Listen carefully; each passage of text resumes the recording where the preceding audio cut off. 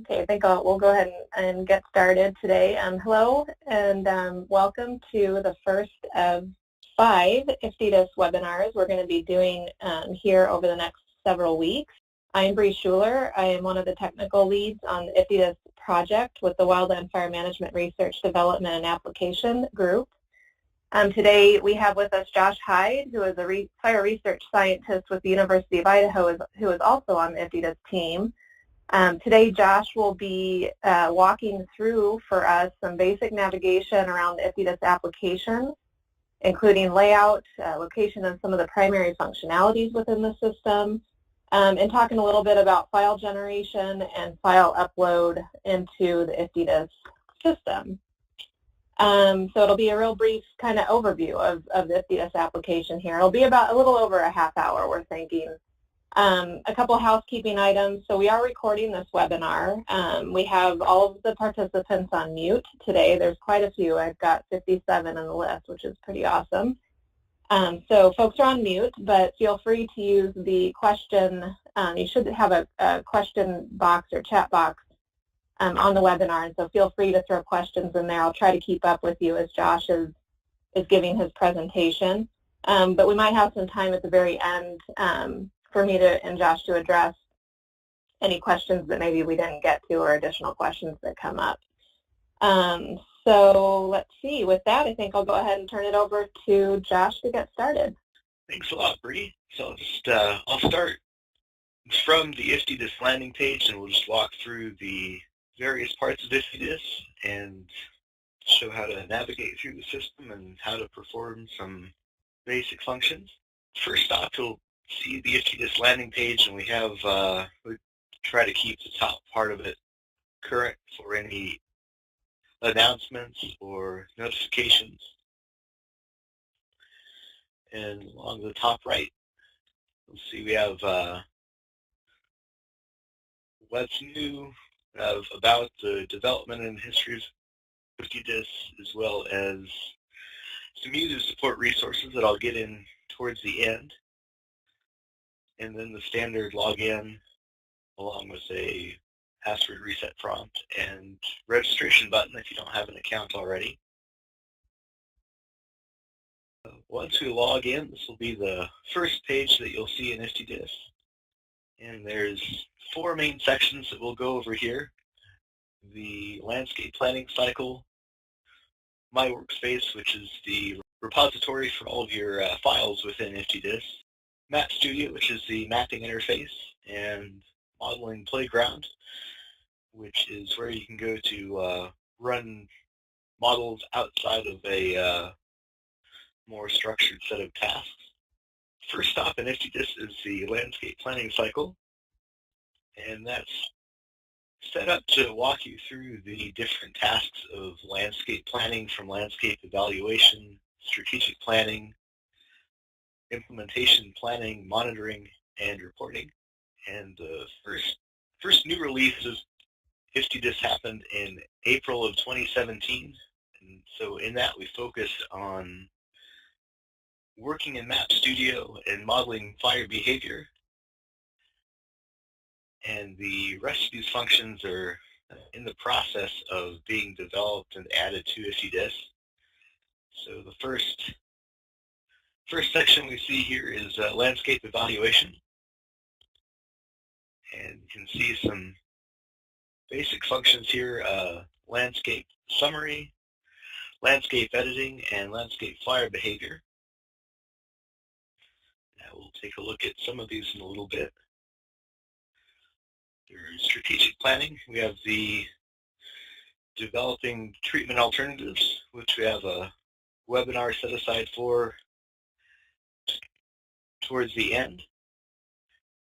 And then some placeholders for future features, quantitative risk assessment, which is on the more near-term list of developments to have added to IFTDSS. Implementation planning will cover burn plan support, treatment plan support, and smoke management planning, and that's a little bit further out. as far as planning and development. And then monitoring and reporting will tie into fuels treatment effectiveness, and that's a component that the group is working on and should be out, I think, around the middle of this year. And then just to show an example of one of these, so you'll go in and it's the stepwise progression of entering a landscape and area of interest if you have one, and then going through the process.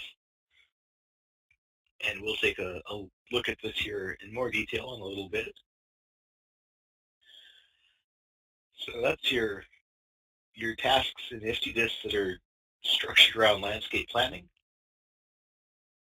As far as storing files and accessing files, that's all done in the My Workspace. You can see we have a prompt to create a new folder. That's generally the first step to any project. And then we have all of our folders that are stored in this account right now on the far left. And see, if I click on a folder, it lists all the files within it, landscape files, shape files, reports, model run outputs.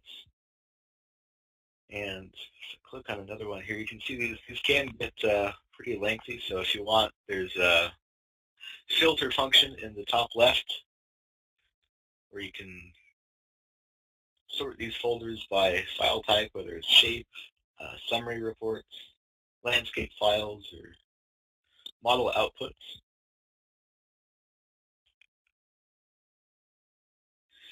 And then the options for each file will appear when you click on it.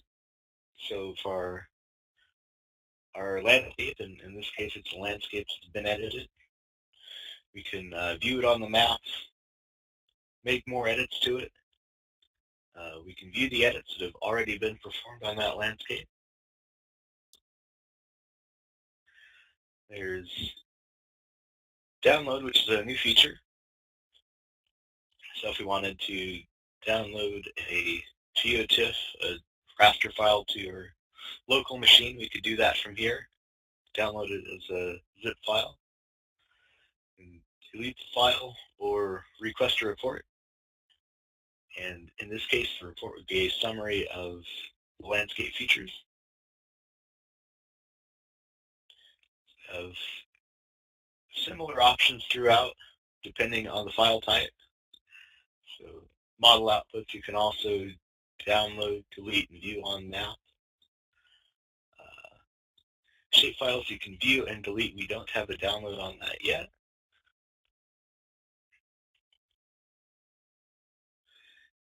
And the other place you'll see a list of files, although that's not its primary function, is in Modeling Playground.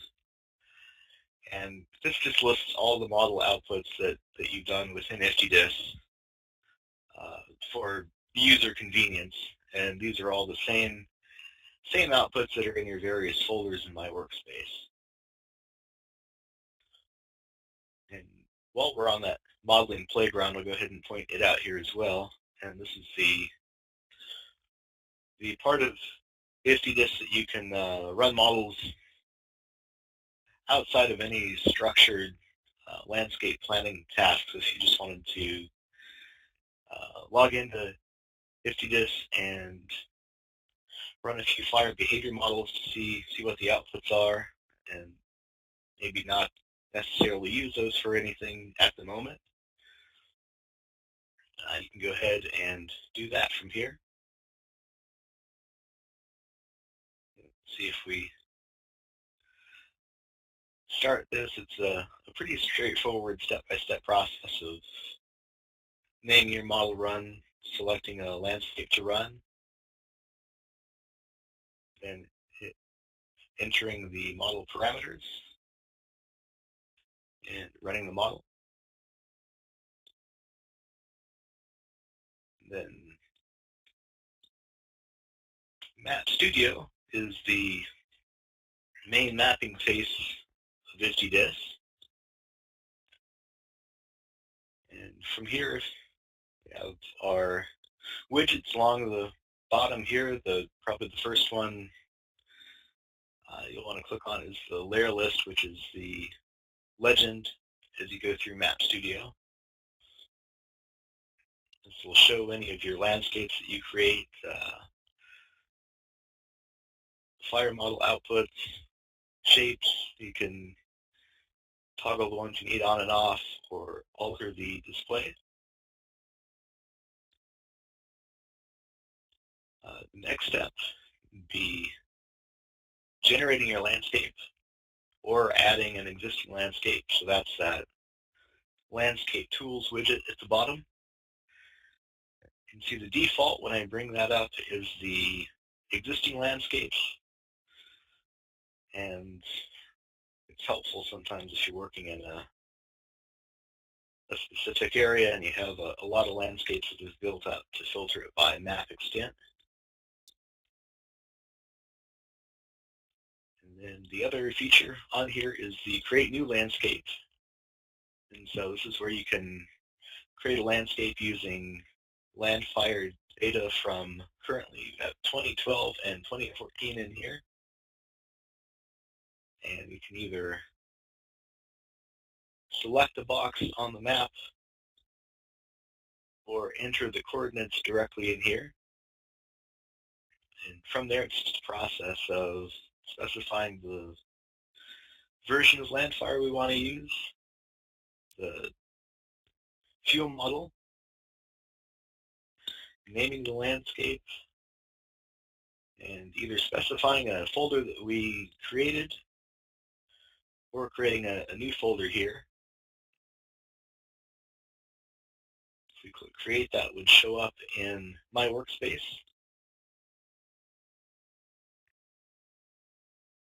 And also, if you go back to maps, we can see that that landscape is listed, but it's in the process of completing.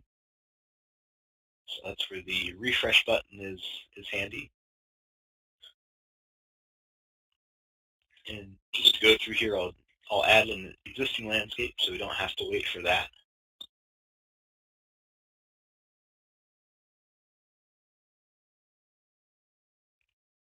Some other useful features in here is the base map gallery.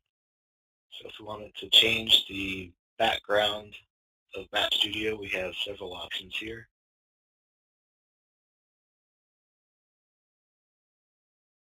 So right now I'm just going to leave it at something that makes it a little bit easier to see our landscape layers.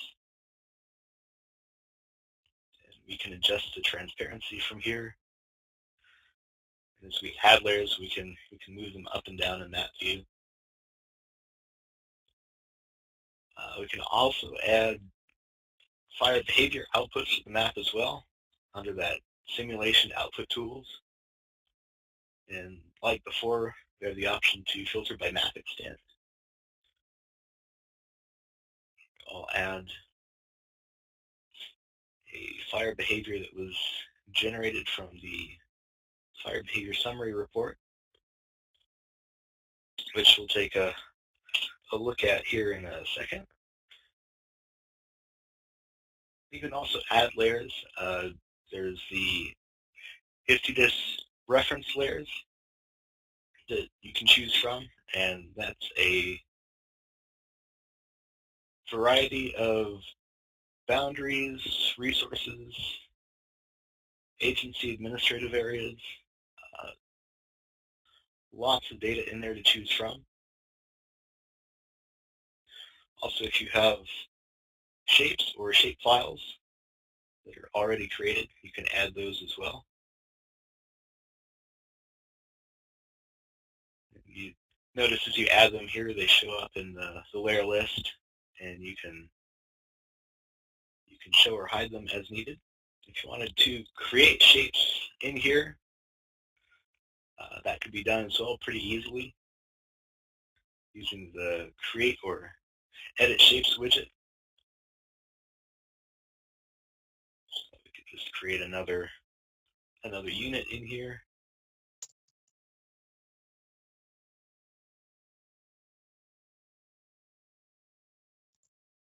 it will save that in my workspace for use throughout FTDIS. So you can see Map Studio can be really useful for evaluating your landscapes and model outputs on the map and tying together all of the various files and operational outputs throughout IFTDIS. And you'll notice a second ago, one of the layers I added was the Auto 97 summary report. And that's another good starting feature in FTDIS. It generates a landscape fire behavior model using the Auto 97 percentile, so the 97th percentile weather for the ROS station nearest your landscape.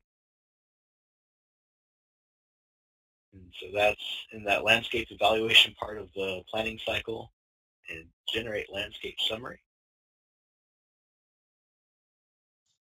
We can generate it as setting the landscape, or if we wanted to just generate it for an area of interest, we could. So if we wanted to set it for, say, Unit A on that Moscow Mountain landscape, we could do that. In this case, I'll just go ahead and run it for the landscape. Click request a report, and in this case, I've already requested it, so we've got it available. If we hadn't requested it yet, there would just be a button here that asks you if you want to generate the report. And the reports will open up in a new tab. You can see we've got all the landscape features as well as the landscape fire behavior outputs. The report starts with the landscape information and the fuel moisture profile for that 97th percentile weather of our map of our landscape. Also, before I scroll down, we have a download as PDF option where you can download the entire report, or as you go through, you can see each section of the report will also have a prompt in the top left that lets you download just that specific part of the report. So if we go to flame length, for example, you can see our map output, and as we scroll down, there's the various flame lengths in bar chart output, pie chart, have the tabular view as well. And you can see there's more options for the table view as far as exporting that as an Excel file or a CSV file for further analysis.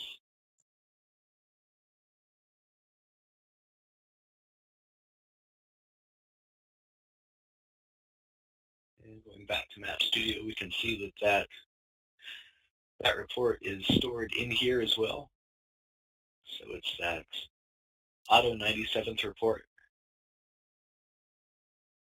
And because it ran the fire behavior model to generate that report, we've got our fire behavior model saved as well.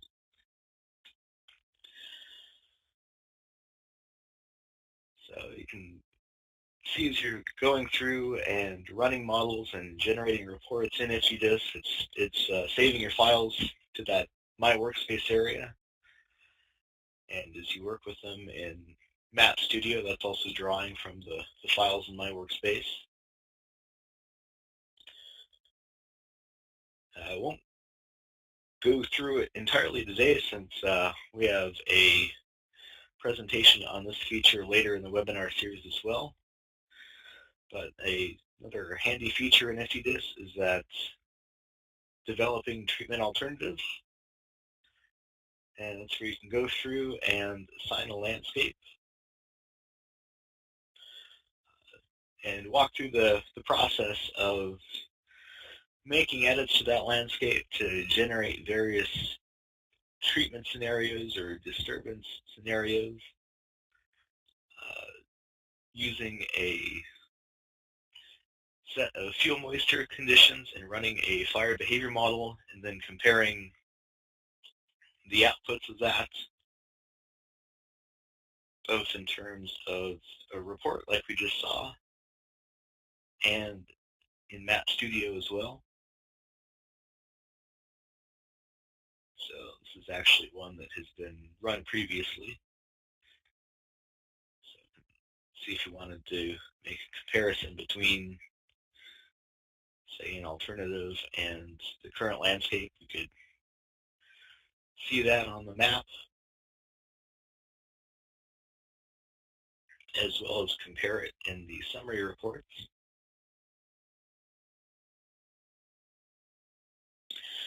And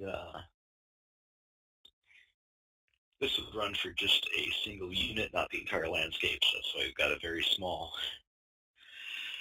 area here to view. But like I said, that's a topic for a future webinar, so I won't stay too long on that. And before I wrap up, the other thing I wanted to point out was where to find more information if you get stuck or even want to leave feedback on the application, either things you'd like to see improved or added. So as you work throughout IFTDSS, you'll notice the panel on the far right.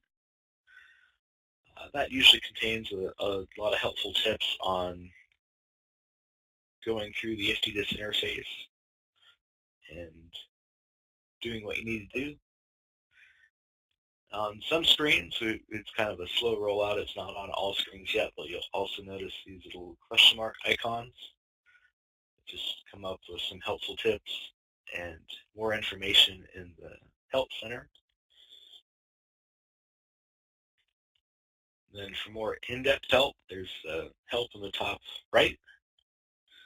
If you want to look at just the help that pertains to the page you're on, just go to About That Page, and it'll take you to that page in Help Center, which is our online help system for IFTDSS. And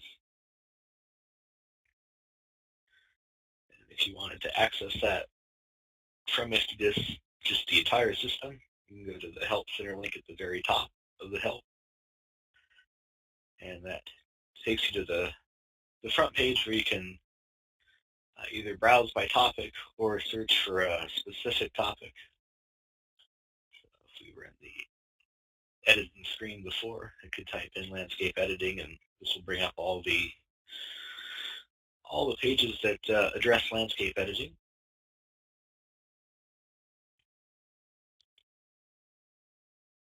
And we also have the user forums that was part of that help. Right now it's listed as Q&A forums, but you'll see there's a questions and answer forum for just general IFTDSS questions and how to, and then there's the Ideas Exchange forum that the development team monitors. And that's a great place if you're going through IFTDSS and have suggestions or curious about features that aren't in there now that might be, or features that you want to see in there. Because the development team keeps a pretty close eye on that Ideas Exchange forum, it's a great place to leave feedback and let them know that that's an important feature that you'd like to see in there. And these are also available from the IFTDSS homepage as well under user support. You can see the forums. There's a couple more resources under the homepage. There's the webinars and training page. So you can register for future webinars that we have planned or see recorded ones. And then if all else fails, there is the support request where you can leave a help ticket at the support desk. So that is a really brief rundown of one of the main parts of IFTDSS, and I think I kept it pretty close to half an hour. And yeah, I can probably go ahead and open it up to any questions folks have. Yeah, thanks, Josh. Folks have been typing questions into the question box, which has been great. So I'm trying to keep up on that. So yeah, if folks have questions, definitely put them in there, and we'll try to get them answered for you. So far, we've had a few questions about the Auto 97 runs in the landscape summary component of the application, which I expected, and I want to direct people to the help content on that, because there's a lot of great documentation there describing how we designed that report and that run.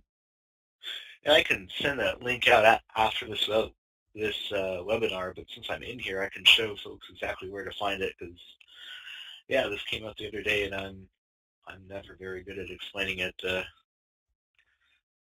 Yeah, help always does a much better job. Yeah, there's a lot of great information in there.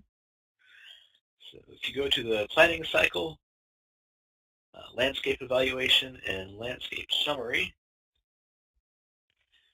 the Auto 97 details are that very bottom drop down, and it'll go through the methodology and some documentation there. And I can send that link out after the webinar as well. So I'm going to go ahead and just verbally try to hit on some of these, Josh, if that's okay. Some of these questions, we've got a few coming in. So Shelley asks about smoke emissions. When will that be part of IFTDSS? And while we have that on our radar, is something that we've talked about, well, for a long time with IFTDSS and was in the beta version of IFTDSS. The next big functionality that we're going to be focusing on for IFTDSS will be risk. So, and we were thinking that's going to take us through most of this calendar year. So we're still a ways out from smoke with the new IFTDSS system. So Shelley's question, will collector be included in the future, from Wendy. And right now we have not talked about that, but that would be a good suggestion to add to, submit to our help or to the forum for us to track on. That's a good suggestion, Wendy. Thanks for that. Let's see. Well, later webinars cover uploading. Oh, go ahead, Josh. Oh, I was just going to say the same on the smoke topic as well. I mean, there's tools out there now, the Blue Sky Framework and Fire Fuels tools and things like that. So if those are things that you think would be useful to tie into somehow, feel free to post that in the ideas exchange. Yes, definitely. Thanks, Josh. Yeah, that's good. Helpful for us to kind of know what folks are looking for and would like to see to put in there. Well, later webinars cover uploading shape files. That's from Rich. I believe so. Yeah, we've got. I'm looking at the to touch on that here. Quick, I'm looking at the landing page for IFTDSS, and it lists the webinars there. I don't know, Josh, if you want to show that. But we've got the next one will be focused on the Map Studio, and then we've got one focused on landscape editing. The March 30th will be focused on modeling and reports, and the April 13th webinar will be focused on developing treatment alternatives. You have anything to add to that, Josh? So Map Studio will cover the shapefile uploads. Perfect. Yep. So that'll be next. Yeah. Okay. And then Kristen asks, will you be able to see adjacent landowners' runs plans. As of now, we don't have sharing or collaboration piece built into IFTDSS, but that's definitely high on our list. We would like to be able to, we would like to allow people to share projects and files and be able to, you know, have your coworker go in and look at something that you did to help validate. So yes, it's something that's definitely on our radar that we're hopeful that we'll be able to build into the system in the near future. So great questions there. And just an FYI too, with the Auto 97 questions we've been getting, Nicole Viant will be covering that, specifics of that and a lot of the details of that in one of the future webinars coming up, likely in the March 30th modeling and reports is what I'm suspecting, where that one will be covered. So folks that are interested in that and the details of that definitely plan on attending that March 30th webinar.